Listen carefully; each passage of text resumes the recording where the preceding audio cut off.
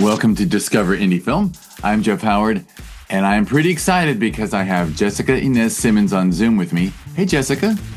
Hey, thanks for having me. Thanks for being here. Especially, the reason I say I'm excited is because, we showed your film, Heaven and a Wildflower, at the Sherman Film Festival last year, December 2024.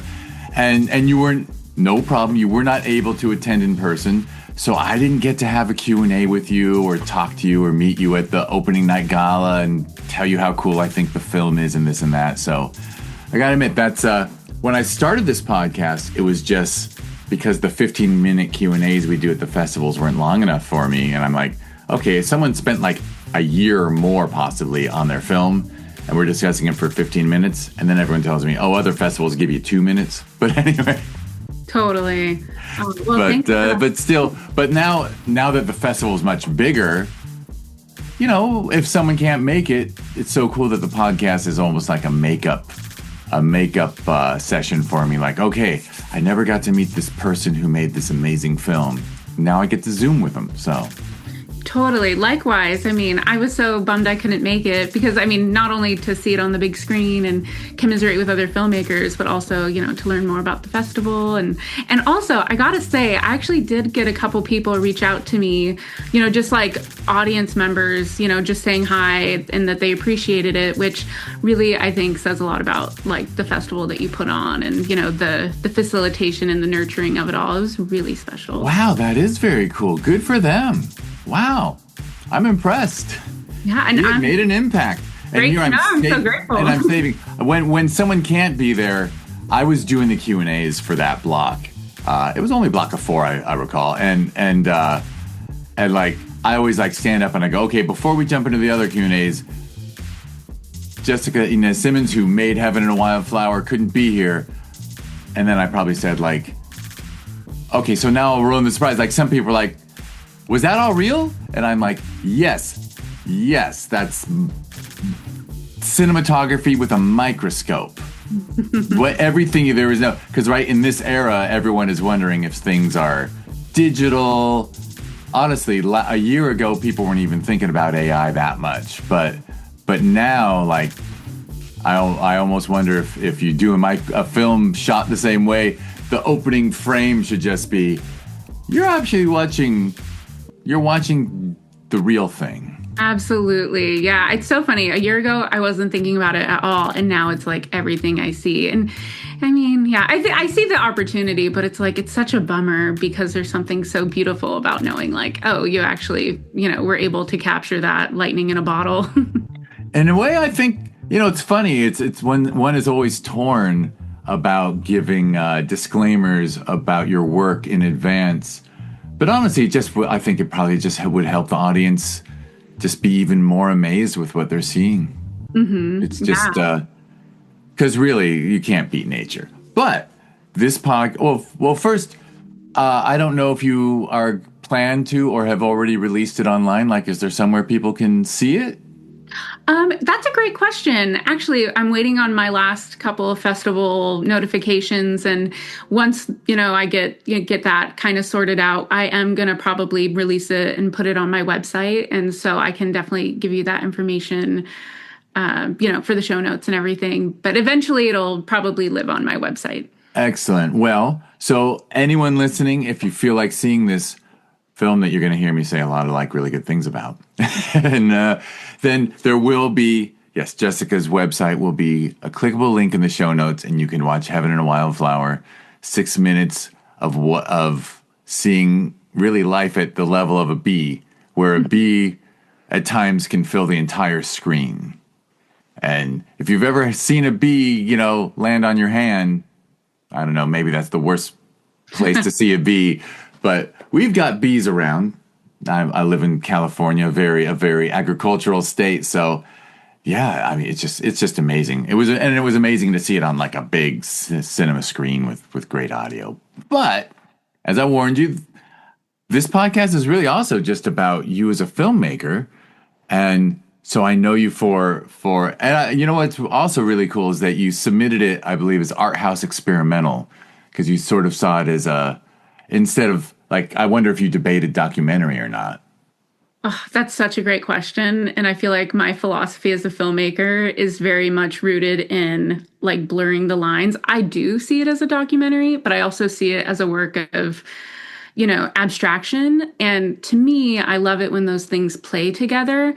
But through experiences with other films, I have learned it's better to submit looking through the eye of someone who maybe is actually programming for very specific categories. I had a film a few years ago called Emerald Ice that is kind of it's experimental. It's not microscopic, but it's about a filmmaker or it's about a poet, and it's like a biography kind of thing, but it's very psychedelic, it's very fantastical, and it's because her own official biography said that, if you want to know anything about me, just read my poetry. But half of her poetry is fiction, and she doesn't tell you what's real and what's fiction. And so it's like, if you're going to make a documentary about someone, it should, I believe it should adhere to her rules. And so anyway, that's all to say that when I submitted it as a work of documentary, it got rejected hardcore. And it played really well with experimental categories. And so that was kind of my thought process with it is, will other people accept it as a documentary? And I figured it'd be good to stay on the safe side. What's funny is well, now I'm just going to hop on my little soapbox and brag about our festivals for a second, because we actually remove the genre category from our decisions. We just choose, we get about 800 films submitted, and we have a jury that rates them all from 1 to 10. And then I'm the person who takes the spreadsheet and sorts it from top to bottom. And if the top 60, 65 are all the same genre, well, then we're going to be a genre festival for that year, right? Because we just care about the best films. So your film was wonderfully appreciated by our jury and would have been in the festival, whether it was whatever category. You could have chosen, sometimes someone does choose the wrong one. Like sometimes I guess it's just like a click or something. And that's always fun to me. I'm like, are you sure you want this? But anyway, so we would have had you in no matter what. And listening to you, I couldn't help but think, yeah, it's an experimental film and it's a documentary. So actually, it's its own thing. It's an experimental documentary. Mm-hmm. Yeah, I haven't busted this word out in a while, but I love to use the word docufantasy for my work just because I feel like you can, I don't know, the inner life, the unseen life, the microscopic life, it's all just as valid as the like more immediate corporeal life. And I think when those things kind of play with each other, it's like, I don't know, just a wonderful opportunity, and it's very fantastical, but it also can be a work of documentary. And so I really appreciate that about your guys' film festival because, every festival is very different. But I think that that's a really, really awesome approach that lends itself to, unexpected juxtapositions and experiences for the audience. Sometimes I joke that we're an experimental festival. We're an experiment of can you make ends meet and grow a festival where everything is idealistic? Like if the top 20, if 20 films are from parts of the world where that person, when you really don't expect people to travel from Europe and Asia for a film festival that is got a great reputation, but it's not Sundance, it's not Toronto, it's not Cannes, so you don't expect people to travel too far for it. And although actually I probably should start taking that back because now people are traveling. I guess it helps to be in LA and people are like, oh, I'll go to that festival and then I'll spend some time kicking around Southern California. But it is. But I appreciate the docu-fantasy thing because, let's be honest. This is such a tangent before I ask you for your life story of how you became a filmmaker. But, just like in the 80s, I remember when, the term dramedy started getting used a lot. Because the truth is, a lot of comedy has dramatic moments and a lot of drama has comedic moments.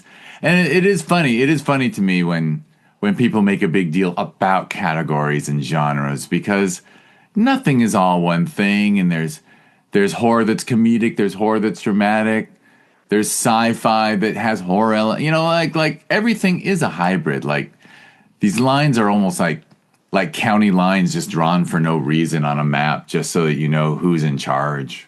I don't know. Totally. Oh, I love that. I love that analogy because, yeah, it does seem, I think it just is kind of overall kind of limiting. It is limiting. It is. But needless to say, amusingly, with the idealistic festival thing, the first couple years we said we're not giving awards by genre. We're just going to say this. You know, we actually don't separate. We don't use the term actor and actress. We use the term performer, and we just say outstanding performer or best performance and stuff like that. But then we learned that it was kind of filmmakers were like, I didn't realize how much filmmakers actually do like getting an award. Why not? Why not? And so by just having no categories, we were just like submit a film based on length and all the films are equal. That was actually a bad move. So now we have like categories galore because we want to encourage and we learned like if you have a docu-fantasy film shot at the microscopic level and a film festival doesn't denote that they're open to something like that, you're not going to submit. And we love that stuff. Honestly, in general, I love the experimental art house category most. It's just because I love seeing original things. And, you know, if you don't denote it, no one submits because if it's just a general films under 20 minutes category, then someone with something really unique is going to go, oh, they're not going to take my film. Yeah, it is kind of a risk. So it's nice to know like in advance. But, you know, I guess that's just the indie filmmaker, like, you know, game and hustle. Right. It is its own. The festival circuit is its own ridiculous beast. All right. So we don't have to talk about film festivals anymore.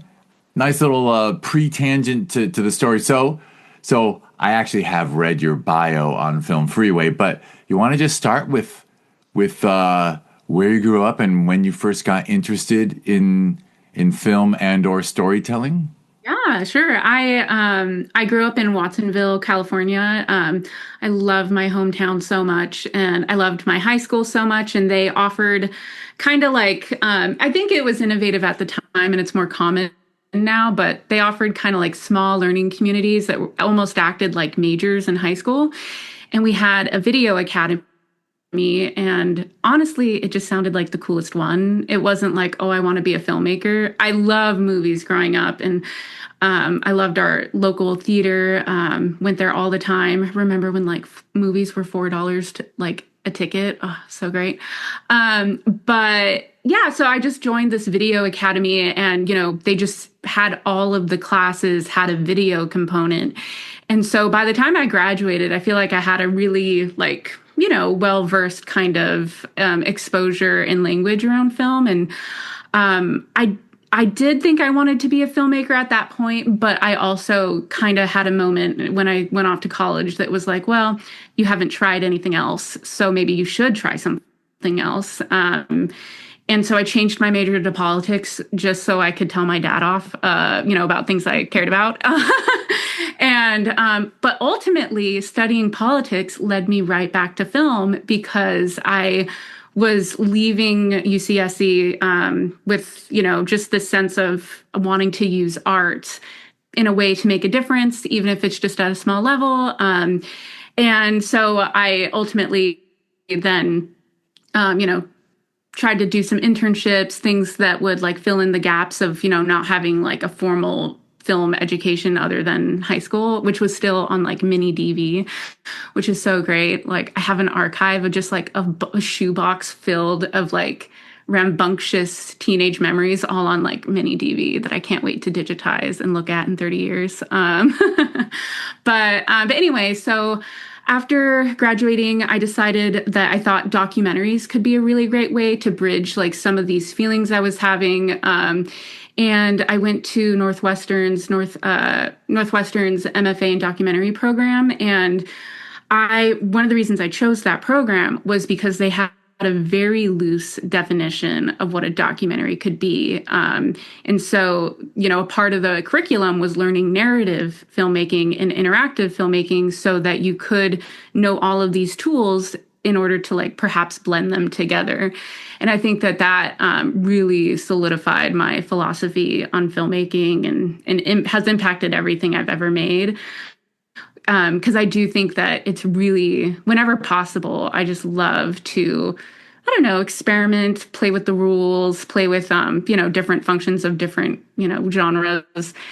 And it's not always successful, but I honestly think of myself more as like a mad scientist sometimes than a filmmaker. Because, again, I don't know, this might be a little blasphemous to say because I know that depending, and it's all very dependent on what you're making and what the world of that film requires and needs in order to be facilitated. But I almost love not knowing what the end product is going to be like 100%. I mean, you got to have a vision. But I think that when you're open to experimentation, you leave room for your own expectations to be wildly, wildly exceeded. And for me, that's like the high that I'm always chasing. Just in terms of the journey, I feel like Northwestern really helped with that and all, and just the magic kind of pod that we were in with, lifelong friends that I've made and things like that. And so anyway, also a part of that, really that experience in just by virtue of like, oh, you got to pay. Oh, sorry about that. Just by virtue of having to go to school and pay for it. Oh, you didn't hear that? Oh, my email thing went bring. So I'm just going to close my email. I don't know if it came. The Zoom filters did a nice job of blocking it out. Oh my gosh. Well, I'm sorry if I ruined the flow. No, I just hope I interrupted your flow by even reacting. I shouldn't have told you. I didn't know what you were apologizing for. Go on. Sorry. You're the professional who got the suppressors on. But anyway, just by virtue of having to pay to go to school, I got to do some TA shifts, and that really ignited and revealed a love of teaching that I didn't know I had. And so since graduating and, kind of becoming, finding my own style as a filmmaker, I've also been teaching simultaneously. And I feel like those things also reinforce each other where, if you're constantly, explaining the rules and seeing people break the rules, it's very inspiring, like to my own artistic practice.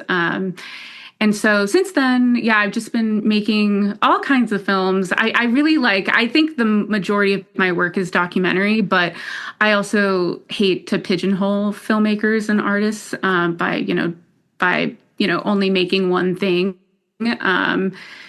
And so I make a lot of wide-ranging documentaries, different styles and different forms. I've also done some narrative work, experimental work.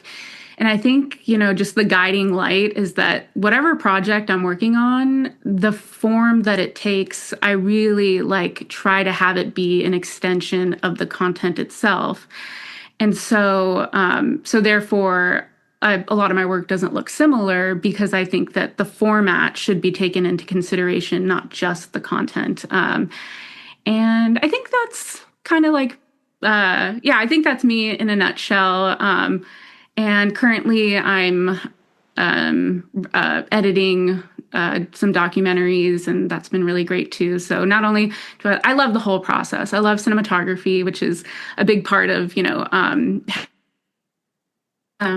but I just love every part of the process. And so with that film, I did the editing and the sound design, and even though it's a smaller film, it does kind of, I think, intersect with other projects that I'm doing that are maybe a little bit more traditional, but I think it's all very much related, and lessons can be taken from different projects and applied to another.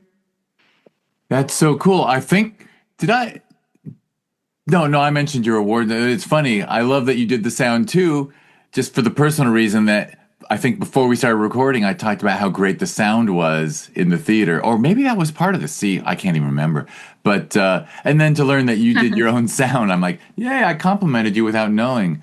But listening to you backed me into the corner where I always mention, because I'm uncreative. I mention Picasso that that in order to be a frontier breaking experimental artist, you have to master the standard tools, right? Like you were talking about you like it sounded like you're aware of like, you wanted to learn these things, you learn the traditional ways of doing it so that you could then experiment the best ways to break those rules. Sounded like that was your Oh perspective. yeah. Totally.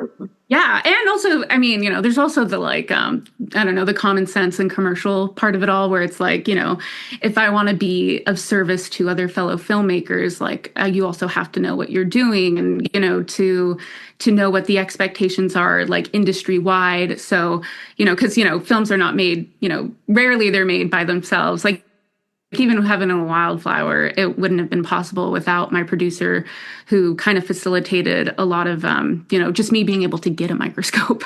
And so that said, though, yeah, I definitely think you have to know the rules. And then I think it also makes it more appreciative when you can like see other people experimenting with the format or doing interesting things. And kind of realizing that they're also taking risks, and I think that's just really beautiful and what I look for when I watch a movie.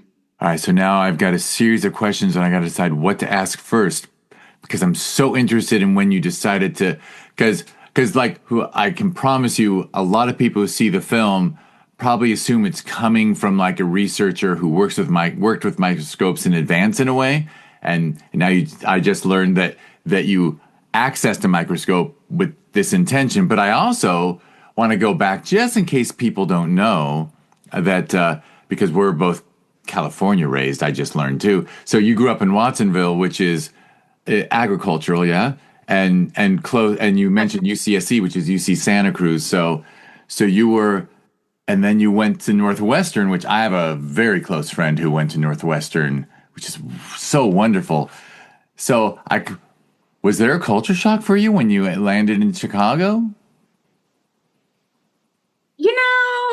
I don't, no, not really. I think I was just so grateful to be there because, like, honestly, like, Northwestern's a hard school to get into. I was like spiritually prepared for rejection. And I think I was just so excited to be there. And my mother's maternal side is originally from Chicago, so I did have some family to help me, make sure I picked out a good coat for the polar vortexes and stuff. But, I'd never really seen snow before. So when that polar vortex came, I rolled around like a dog in the middle of the, just Lake Michigan area, while people that had been used to it were like, oh my God, she's nuts.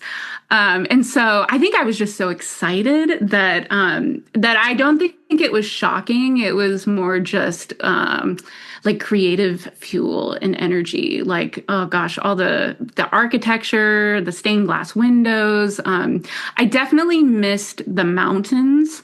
But because of Lake Michigan, there's kind of like a substitute ocean. So it was actually quite a wonderful experience. And luckily, I didn't really skip a beat when I landed, which isn't always the case. So I'm really, really grateful for that. Yeah, but I definitely missed and you were there Watson. for an excellent program. So yeah, well that's cool. So were you the whole time? Were you making shorts and experimental films? Right away when you got there, as well as TAing and teaching. Like I guess I'm greedy. I want to know, like, are there like, do you have a bunch of things in the do you have a nice long list of shorts? Yeah, I mean, some of them like will never see the light of day, or maybe a long time from now. Like, there's definitely some things like the first film that we made, like that first quarter. Is on my website. It's available. I love that movie. It's about stained glass windows. But, by virtue of the program testing the limits, there were some things that like we had to do, like we had to make a film that we were personally in. And, it to teach you a lot of things about working with actors, vulnerability on the other side of the camera, like lots of ethical considerations. And so I loved that experience. And I actually really love what I produced. but I don't know. I'm not as brave as, my fellow actor performance people, because I just, I'm a little bit more, I guess, scared and not as courageous to release it. So there's some things that, yeah, we were constantly making content while we were there. But I think because it was, an academic setting, and I genuinely wanted to fully immerse myself in the things that I found scary. Some of those things, will stay behind closed doors for a little while until I can get over myself. Fair enough. And if you don't, you don't. It's look.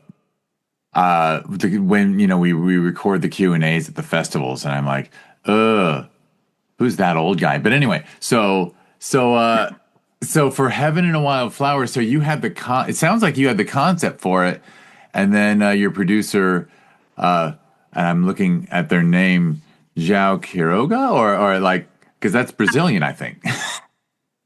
Or yeah, he's Portuguese. Portuguese, yeah. But yeah, João, he was actually in the program with me, and I like, that's one of those lifelong relationships that it's like, when I look at my student debt, I'm just like, you know what? But you have João in your life. And also everyone else that was in that program. And I'm just like, well worth it. I don't care. But yeah, so the way that actually got started was, yeah, he helped me to get some funding for the microscope. And it really was like on a whim of like curiosity. What had actually happened was, I think I got my first microscope in 2020 during the pandemic lockdown, because I, was working on other projects. And, when everything kind of got shut down and everything got put on pause, I was just like itching to do something. But because we couldn't really go anywhere, or, it was a more complicated time, I was like, well, let's go inward and smaller. And my first experiences, like, filming things and taking samples and putting them under the microscope, utter complete failures. Like, it's just kind of, it's definitely been a learning experience, which is one of the reasons that I actually really, and I feel so lucky to be sitting here talking to you, is because, the first, and also, because it was a learning experience, when I say the first things I ever shot on a microscope were horrible, intermittently, I make really horrible, things, because it is so much trial and error, because I'm not a trained scientist. I'm not trained on any of these tools.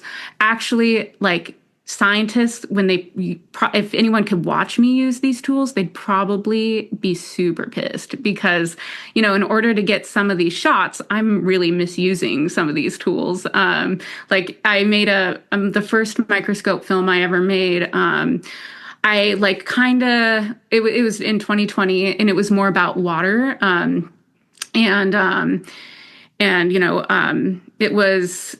It was on the microscopic level, and it was to illustrate like just ice melting as like a metaphor for like, ice caps and climate change. And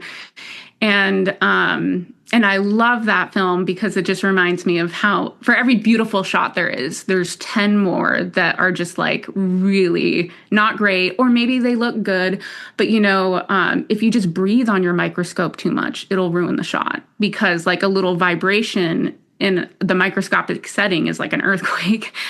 So lots of different ways in which I had to like relearn things, or to finesse other skills. Like my handheld skills with documentary really came in handy when it came time to like doing little minute movements under the microscope. But that's all to say, though, that that first encounter was just so magical, and I really didn't have an idea of what I was doing. I was just so curious. And by virtue of just being curious and saying, well, what happens if I do that? What happens if I do this? Eventually, when I had a concept in mind, there were some like tools I could use that I could, start playing with in a more serious way.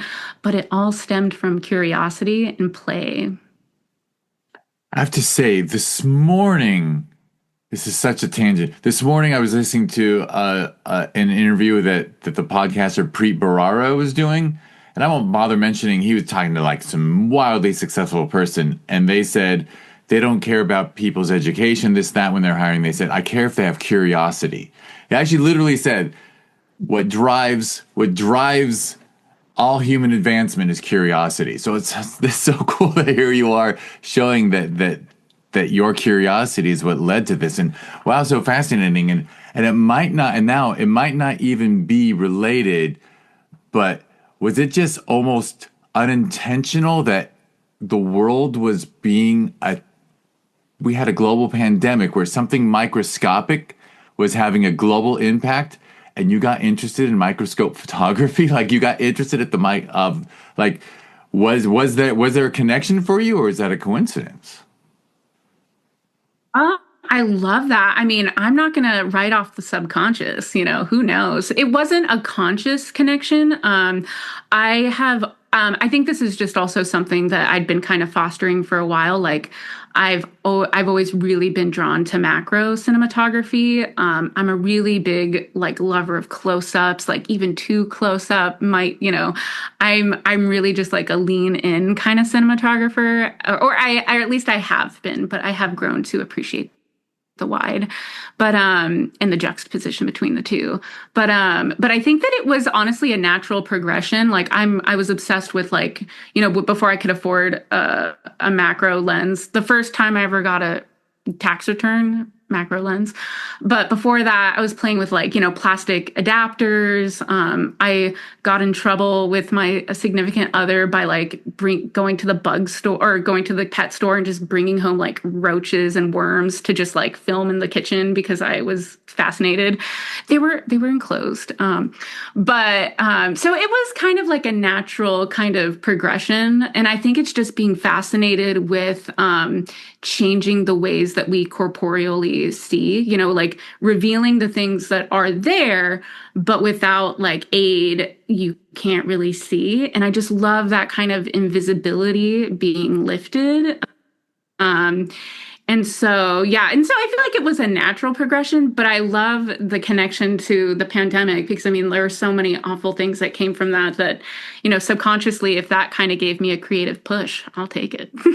Right. And I also, yeah, I love I mean, exactly. The unconscious is powerful. But besides that, I do love what you're saying about, because you're showing us by looking at the microscopic level, you're showing us a reality, like it's a reality that we are generally unaware of. And you actually, when you use the word macro, I'm actually like a Neil deGrasse Tyson follower. Like, I love watching everything he does and talks about. And I'm like, those are two things that we can't see with our naked eye, but they are as real as what we see with our naked eye. And so I love that you're doing. So I'm clearly interested in the work of artists and people who go beyond what we can see, but it's a genuine, real part of our world, of our, I don't know if I should call it universe or world or whatever, but yeah, I mean, because you're Heaven and a Wildflower. So wait, so let's focus on the film. So Heaven and a Wildflower, did you have, and I almost feel like I should have in the introduction I really kind of love what you wrote about it in the little synopsis, which is, in Heaven and a Wildflower, we immerse ourselves in a lyrical exploration of the perilous consequences of pesticides on bees and their intricate ecosystem. In a mesmerizing microscopic world, science meets artistry, fraught with danger and beauty. I mean, you're also a writer. But anyhow, that's wonderfully written. But so did you, I think almost everyone should be aware of pesticides and what's going on, but Lord knows we Californians are particularly aware because we produce like a quarter of the agriculture in the country, and an impact on the world in a way. But so were you thinking about pesticides? And Lord knows, I mean, we've been worried about bees for a decade plus. So was that the inspiration? The importance of bees and what's going on with pesticides, and how do I best tell that story? And you said, let's go to their level. Yeah, I think so. I mean, I think I've been thinking about pesticides like all my life just because, I grew up in an agricultural town and, even I just learned a couple weeks ago that there's like a teachers union or a group of teachers that are actually suing, I can't remember who, but a group that is, responsible for a lot of pesticides, literally in my hometown where I went to school. And so I feel like it's just been something I've grown up with, knowing that there's, a lot of danger and a lot of exploitation, especially of farm workers and, people who live in the area. I think it's always just been in the back of my mind. And then I think I also, at this time I was living in Ohio and I was a little bit more away from the city. I was a little bit more in nature. And I think it was also kind of like this parallel kind of train of thought of like, wow, nature is so beautiful. It's so precious. It's so, at a really dangerous point in history. And and I think I just kind of landed on the bee because I think a lot of people like bees, like in a weird way. Like there's a lot of, I was just noticing a lot of like bee jewelry, bee design, like things like bee prints on things. And it was like, well, I think that might be a good access point to, to wrap people in with their hearts, but then also be like, also though, like maybe you should think a little bit more about like dosing your lawn in Roundup or something like that. And, just because I don't really have, a film of this scale, like, who knows what it can do, but like, I think it's more just trying to reach people on the individual level.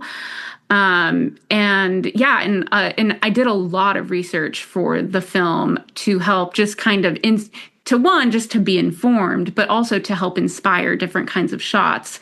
And, in certain places where, there's all kinds of different bees, but there's bees that like are in the ground that like make their nests in the ground. And a lot of them are at risk of colony collapse because of pesticides. And it's like, yeah, it's affecting like the ability to reproduce, like all of these different ways in which like these chemicals, on the industrial level and on the personal level are, accumulating and causing this, being a part of the problem with the disappearing of bees. And, it's not the only factor, but it is a factor.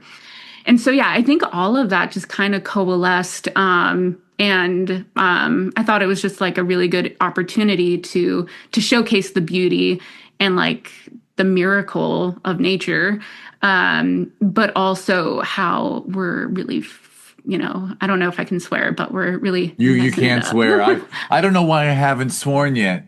I normally introduce a film like yours by saying it's fucking brilliant. But so go on. I cursed first, so you're clear. Okay. Well, we're really just fucking it up. And it's just like, and so I feel like, yeah, I wanted the film to really encapsulate both of those ideas and emotions. And so thank you for what you said about, my written description of it, because I hadn't heard it in a while. And I was like, oh, yeah, you did a pretty good job. You really did a good job all around. And I can't believe I lived 5 decades plus without. I only thought bees lived up in the trees where their honey, where their hives. I didn't realize there were bees in the ground too.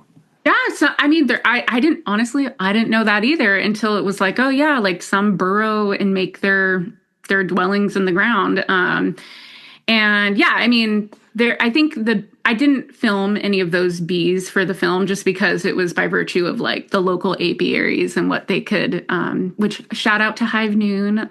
Thank you for lending me your bees.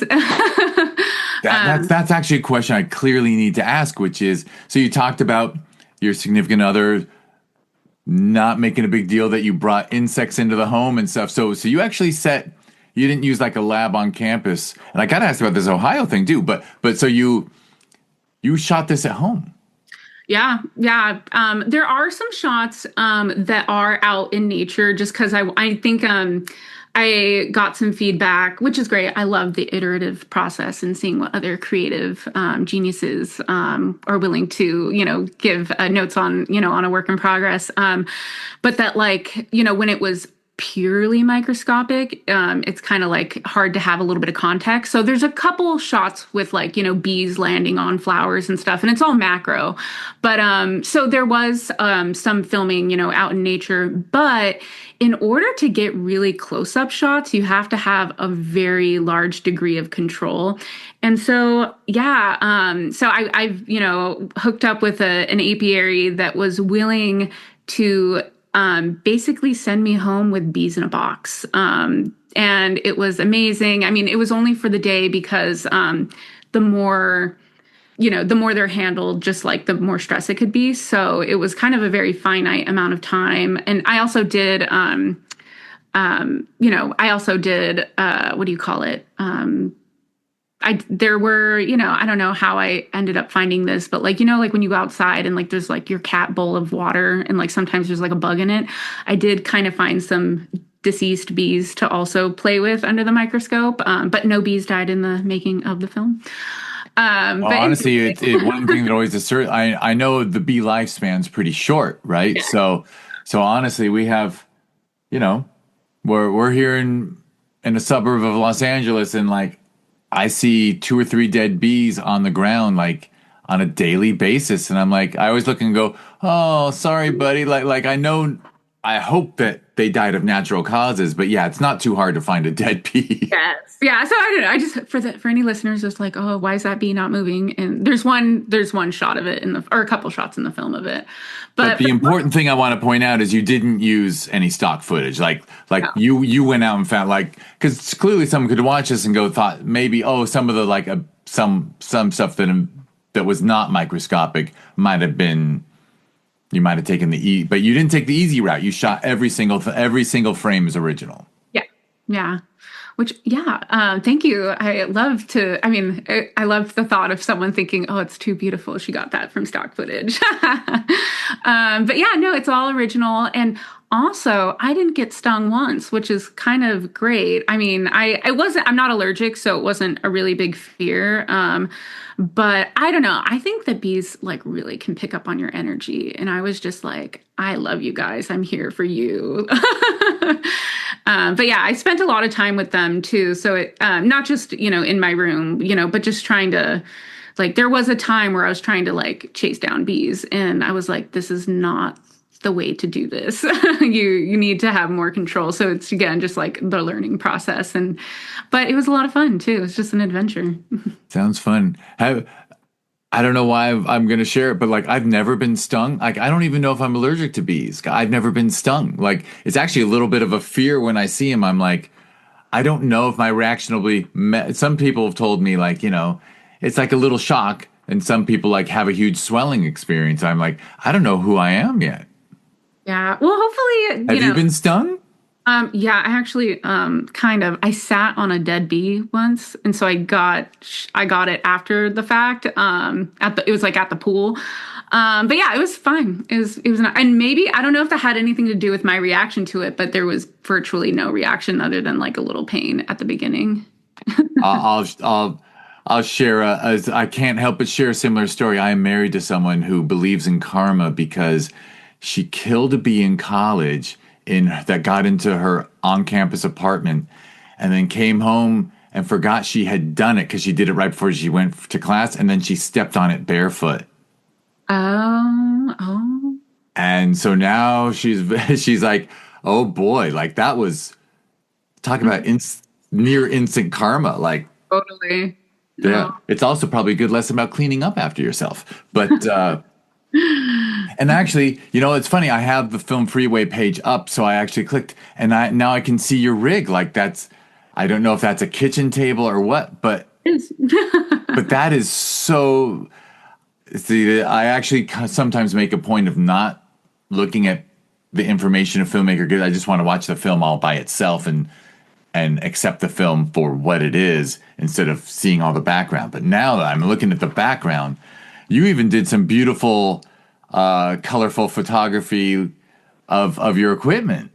Yeah, I mean, why not? Yeah, I mean, I just, especially, I think it was around that. The Heaven and a Wildflower, I started filming a little bit after things started to lighten up. Like, it was still probably 2021 or 2022 when I started, maybe 2022. But yeah, I love cinematography. So if the opportunity presents itself, I mean, what a fun afternoon to Yeah. just play All with right. it. So lighting at the microscopic level, are the microscopes, I guess because someone, do microscopes have built-in lighting systems for the scientists? But did you have to learn how to adapt that to cinematography? Okay, so you're nodding. I'll let you go. My God. Well, okay, so there's a couple things at play is that like the depending on like what camera you're using, if you use like a microscope, I have a microscope camera, but it's just like the image quality doesn't hold up as much, but it does a lot of internal, exposure, boosting, but it kind of degrades the image. And so that was a part of my trial and error is that going with a DSLR was more my route. And because you can't operate, you don't have a lens, you're basically, there's an adapter, but you can't control any f-stop or anything like that. That yes, I did need a lot of extra light, especially for playing with things like for time lapses and shutter speeds and, just having that flexibility. But, and so I would often have like a light rig overhead, just giving it like any kind of extra boost it could have. But then on top of that, and this is more for the bees with the water, this actually came in real handy. I have two microscopes now that kind of offer different tools, which is great. But the one I shot with the bees with, it has an LED light, which is very weak, which is why I needed supplemental lighting. But it has a halogen bulb, which was really powerful. But it made it so hot that you really couldn't use it with living subjects because otherwise they would just be like fried. And so that was just like a learning curve. Like I knew that well before, just by playing with like petals and like, just less, not living creatures. And though, flowers are also, debatable. But anyway, I knew that like the heat from those halogen bulbs were not going to be really usable for living, living subjects. And so for the most part, it's a lot of just like, my own, like the lights I would use to like go shoot a documentary interview, are also overhead, like blasting it right there. I have to say I can't think of the right word, but your truth to your own ethics are it's impressive, right? It's inspiring because here I'm sure a lot of people, if they were going to make a bee documentary and let's just say a bee lives 3 days, a lot of people might have just fried a bee or two under harsh lights because you're probably cheating it out of maybe a day. But you know what I mean? Like some people might have been, but there was, besides you saying like no bees were injured, like when you said that I almost thought you were kidding, but the truth is you had that option. Well, yeah, I mean, what I'm saying is like you had to avoid something useful in yes. order to maintain your, why am I using the word? I think there's a word that's I like better than that. ethics. Isn't I there don't something? know. Your Um, ethics. yeah, I'll take it. But yeah, no, it's definitely a big compliment. So thank you. Well, I am sure there are people, anyway, I'm not going to start comparing it to medical research, but Sure. Yeah, if for anything, I real. think treat the microscope worse than anything else. Like in that water one I mentioned, when I was kind of like done, I think I have everything I want. If I break this thing now, I think I have what I need from it to like make what I want. And so and I didn't break it, but the last one of my favorite shots in that water documentary is of me pouring water through the microscope just to see what would happen. And I was fully prepared for it to not work, but it totally works still. And so, yeah, so if anything, I mistreat the equipment a lot worse. I am picturing now what a small stream of water looking like a torrential weather event. It's a lot of trial and error. The first time I did it, nothing, you couldn't really see anything. You needed like a particulate or something in there to help differentiate. And so it ended up being a little oil and water, and it was really cool because they look like bubbles. Oh boy. And all this is on the website that will be a clickable link. Yes, yeah, that film is called Parts Per Million, and it's on my website. Oh my gosh, that is. I'm just gonna. Yeah, well, you wanted to curse, so I can share. Well, parts per million is a very frequent phrase in my home, although it's because it's to justify when a kid has to pee in the pool. Oh, that's funny. Oh, that's great. When someone's like, "Don't do it," I'm like, "Parts per million, it's fine." So I That, love that you named one of your films "Parts Per Million." yeah, no, I love that. That's hilarious. What are you gonna do?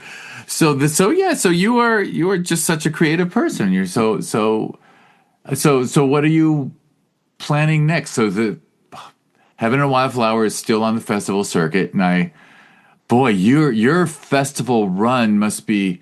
It's funny if I ever like talk some documentarian into doing a documentary about festival runs, like the fact sometimes people have to seek genre, some this, some that.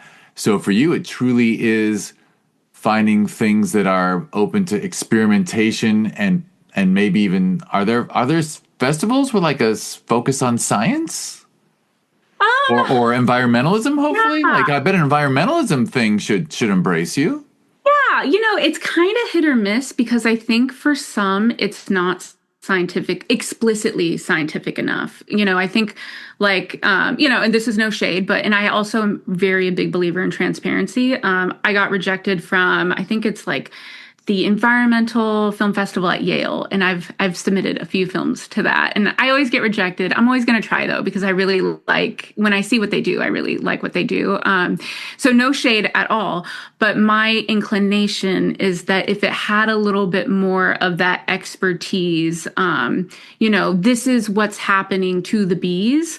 It might be a little bit more acceptable in some of those. Someone in a lab coat teaching us something is what Yeah. they focus on, which I understand because I, yeah, you are telling a story, but you're telling a story without words, and in a way, you're trusting your audience to learn what you're implying. Whereas I imagine a festival whose focus is in the environment would be like, no, we need someone explaining to people. We want it to be more educational, I And guess. and that's totally fair. Like Yeah, I'm it's valid. like, a film festival, it's their right and their prerogative to like be like, this is what we program. And so I think I approach it with like knowing it could be a bit of a risk, but also ultimately respecting, it's not for everybody. But I think I'm just like I think it's going to kind of sound weird because I definitely am a big believer in facts and knowledge and it being informed by science, but I think visceral knowledge is more for me more potent. Like I forget the quote. I think it was Maya Angelou who said that like people don't remember what you say, but they remember how they made you feel. And I think that that's kind of like my approach with the films is like, you might not remember every like factoid, but if you walk away feeling a certain way, I think that my goal is for that. I mean, if you can get both, wonderful, but visceral knowledge, I think is very important.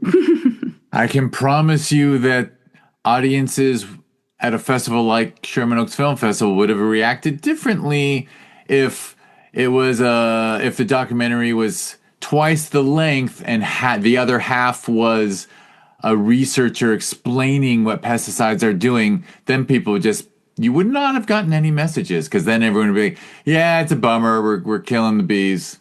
Yeah, the footage was cool, but like it wouldn't have been inspiring.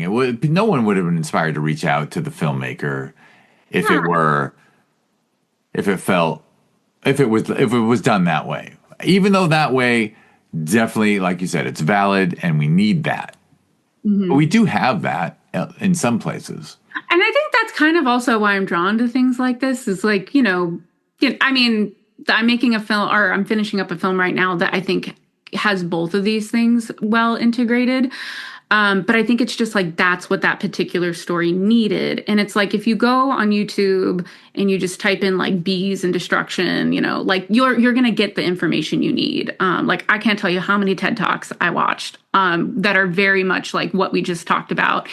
And so it's like, well, what can I do to add to that really important holistic conversation that might be just a little bit different? And I don't know if that was like a very conscious thing at the time, but the more I, think about it, the more I think that it did serve its function that way. And I assume if an entomologist contacted you and said, can you donate your footage to my TED Talk? Yes. You're gonna say yes. Hell yeah. Oh my God. Yeah, that'd be fantastic. Absolutely. Yeah. I have, it's a 6-minute film, so I definitely have a lot of outtakes. So, for all you scientists listening.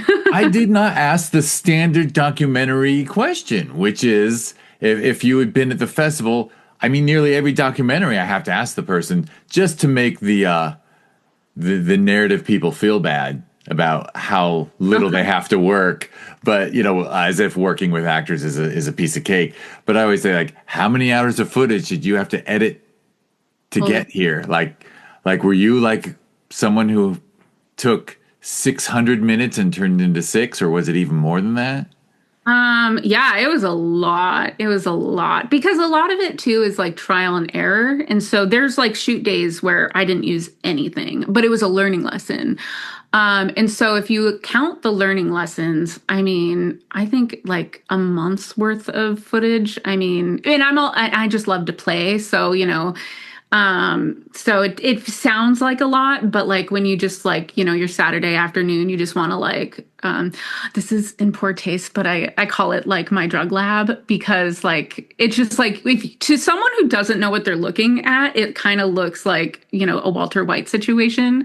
And so, but anyway, like that's, one of the ways I like to spend my free time. So, so it probably is like, I don't know, like a month's worth of shoot days, I think. And a lot of it is, some of it is time lapse, but a lot of it is time lapse. And so some of those files are, hours and hours and hours long. And so you do compress them. So so it's a little bit of a murky answer, but yeah, there's several days worth of content. Which means you edited for probably longer. Like, yeah, off and on. Cause honestly, like, because this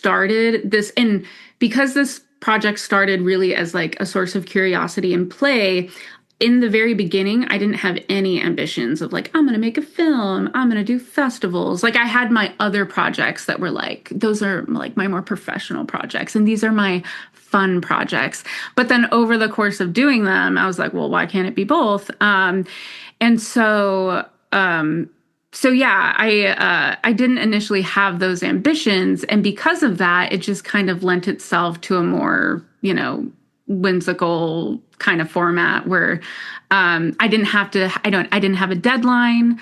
I could, there were times where I started editing and I was like, I'm done with production. And then I'd have like an idea. I was like, oh, well, wouldn't it be cool if you could do this? And then it's like, okay, I got to bust out the lab again. So I think editing actually took me like 2 years. Right. But not full time. No. Yeah. Very off and on. Yeah. Yeah. Cause you're still, all right. So does this mean that like you're going to just continue working at the microscopic level, at least for fun? Totally. Yeah, I love it. And the more that I've learned so much. I've made 2 films at this point, and I've learned so much, and that I'm just excited about branching out and trying different techniques. Like I haven't done any staining, which is a really big part of microscopic research, applying different chemicals to reveal different processes. And, thankfully to the power of YouTube, and I've also picked up some scientific friends like on social media. I have an account just for my microscope work, for just fun.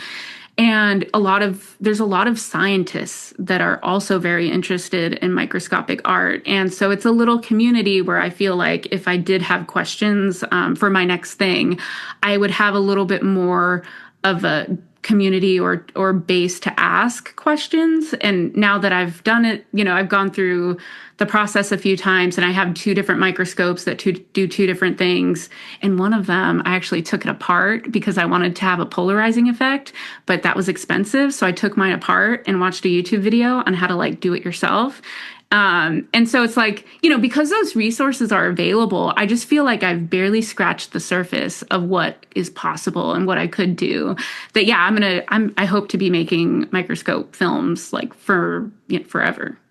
And are you always like in the back of your mind, like saying, "Ooh, maybe that could be"? Because honestly, when you mentioned the drug lab thing, the joke and Walter White, I'm like, oh my God, if you could show at the microscopic level the damage drugs can do or something. Oh my gosh. Oh, yeah. That would probably, yeah, that would be a very worthwhile endeavor. You might have to kill the human subjects, but I'm telling you, it'd be worth it. No, I wonder if you could take a blood draw and then I don't know. Anyway, it's all speculation. Anyway. But also, by the way, I just have to tell you that we are actually showing a documentary this December called Old Girl in a Tutu about an artist. I shouldn't say her age, but it's a woman who has been an avant-garde artist for much of her life, and so she takes famous works of art and inserts herself into the work, and then it's at a gallery, and this is a documentary about her work. And I said to the director, I'm like, oh, well, do you want to like, we got this big, beautiful lobby at our film festival, like at the theater. You could even like make a little like mini art gallery of her work. And I was just thinking, that's what you should do. Like if Heaven and a Wild Flower is showing somewhere, like some of your stills of it are so beautiful. I wonder if you could do some fundraising selling stills of this film. Yeah, I love that. Thank you. And I'm so happy you said that, because I actually, because there is so much content that is being produced. I actually took that as an opportunity to have like an art show a couple years ago. It's on my website. It's called Micro Landscapes. But it's a lot of like imagery that really didn't make it into a project, but I just felt was so beautiful, but also very reminiscent of terrestrial landscapes. Like, oh, this is a microscope slide of like, a drop of ice, but like, it also can look like, like I don't want to like spoil it, but no, I'm already like with you and already imagining like an art gallery where it shows a microscopic view of ice and then a view of whatever, an iceberg, and then an astronomical shot of a nebula that looks like ice. Totally, yeah. And like just show us like, hey, this universe is pretty gorgeous. It's really weird. I'm like, why is it so beautiful? Like, Yeah. I mean, that's the question for the philosophers and the poets, and maybe us too. But yeah, I love that. So cool. Excellent. Well, anything else you want to mention before we get out? You certainly mentioned your producer, who was super helpful. I assume there's. Oh wait, I didn't find out. So, because I was imagining based on your story of Watsonville, Santa Cruz, Northwestern, but you mentioned you're in Ohio. Like, are you at a university or something in Ohio? Like, are you teaching or? I was up until a couple years ago. I spent 4 years in Ohio, but I'm now in Northern California in Chico. I just missed California too much. I really miss a lot of my my Ohio buddies. I was teaching at a university there. And that's where Heaven and a Wild Flower started, but then it ended up getting finished here in California. And yeah, I just really kind of got homesick. Santa Cruz area is really expensive, so Chico is a lot more cost effective if you want to be a living artist. But anyway, that's a whole other conversation. But yeah, it was really nice. And while I was in Ohio too, I started another project, which would be like probably the only. I mean, I have another. It's a feature documentary that I started in Ohio that is actually having its festival premiere in October at the Santa Cruz Film Festival. And it's about Medusa, the Greek Gorgon of Greek mythology, but it's very much from the present day. It's very the opposite of what you would see like on the History Channel or, any depictions of Medusa thus far all rely on, a reenactment to show us who she was and really paint her in a corner. And so this film really explodes all that and makes us really think about like the idea of like viewing her as opposed to totalizing her into one being. And so anyway, that was all to say though, is that that project started in Ohio and it's also finishing in California. And I think a part of some of my motivations behind Heaven and a Wildflower and my other microscope work is that when you're working on like a long-term feature like that, it's really nice to have other things that you can escape into and to leave that universe for a little while because it's all a matter of perspective. And so I really am grateful to my microscope films for that because I feel like they taught me a lot about other modes of filmmaking. And I was able to, apply some cinematography skills in those projects as well. But so anyway, that's all to say, though, that Medusa is going to be making its festival premiere. And also no pressure, but of course, we're going to submit to Sherman Oaks, like got to. But also no pressure. It's, obviously, yeah. I don't know if it's in poor taste to bring that up in the podcast, but I don't think it's in poor taste. Yeah. I actually just looked. You already submitted. Oh, that's right. Oh, yeah. But by the way, I'm always willing to share that I do my own watching as a juror. It's emotionally rewarding to go from shortest to longest so that, because I actually, as soon as our June festival wraps, I start watching stuff for the December festival. So I'm only at like 11 minutes so far. So if it's longer than 11 minutes and use the word feature, that's why I haven't seen it yet. Oh yeah. Well, if you had submitted something else microscopic that was under 11 minutes, then I would have seen it. But I haven't watched it yet as a juror. That'll be coming up next. I still need to. I have a couple ideas I'm thinking about for the next microscope one, but it's nice to kind of switch back and forth because it's like a little bit of a palate cleanser. You approach it with like freshness, but I am itching to bust out the lab again, I gotta say. Yeah, it must be fun. Excellent. All right. Well, I will get you to. Would you want to name the website and stuff, or should we just make them clickable links? It's up to you. Sure. Clickable links are great. Yeah. Excellent. All right. And then just because I might forget, I did notice. So is it okay if we with this podcast on the discoverindiefilm.com website, can I grab those the behind the scenes shots? Yeah, whatever you want.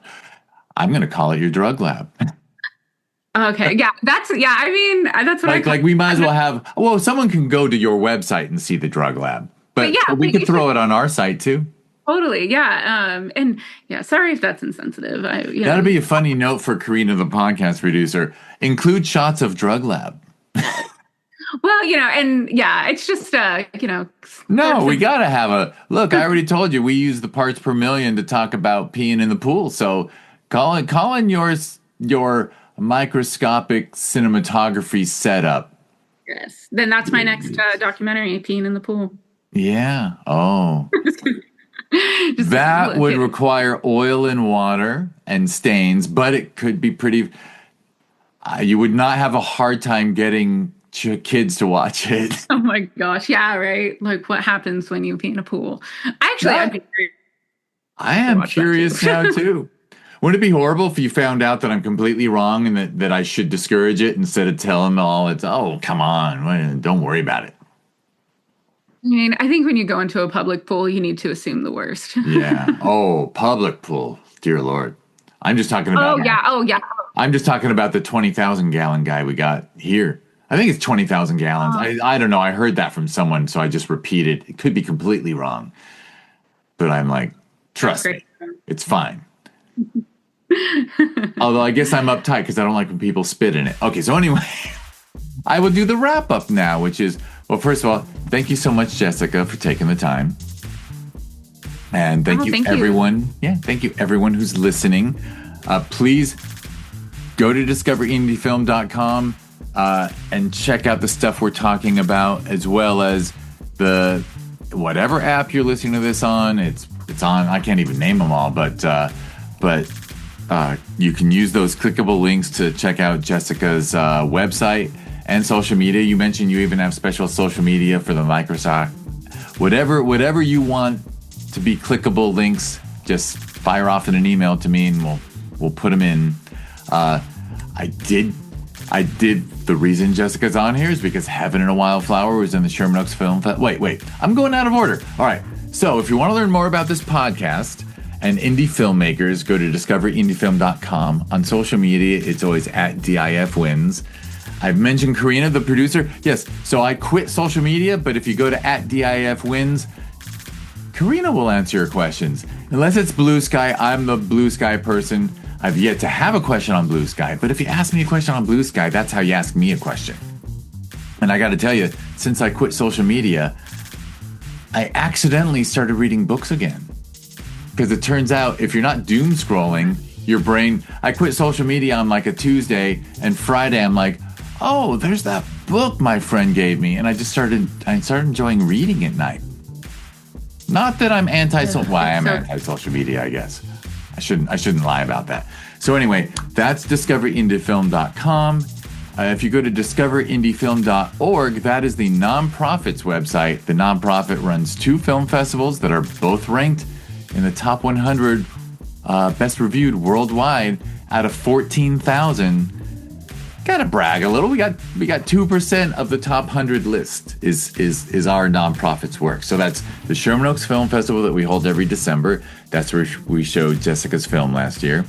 And the other one is Film Invasion Los Angeles. If you want to learn more about Sherman Oaks, just go to ShermanOaksFF.com, and it's at ShermanOaksFF on social media.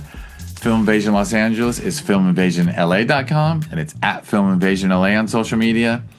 I don't know, I call them sister festivals, and next year they get a cousin in Lima, Peru. Film Invasion Lima will be born in January 2026. Very excited about that. And that's all people need to know. Jessica, thank you again. And everyone listening. Thank you so much for having me. Oh, thank you. Thank you. And the next podcast will be Jessica answering fun questions about her favorite films and whatnot. So thank you. I get so grateful at the end of one of these, I guess. I just keep saying thank you. But thank you everyone for listening.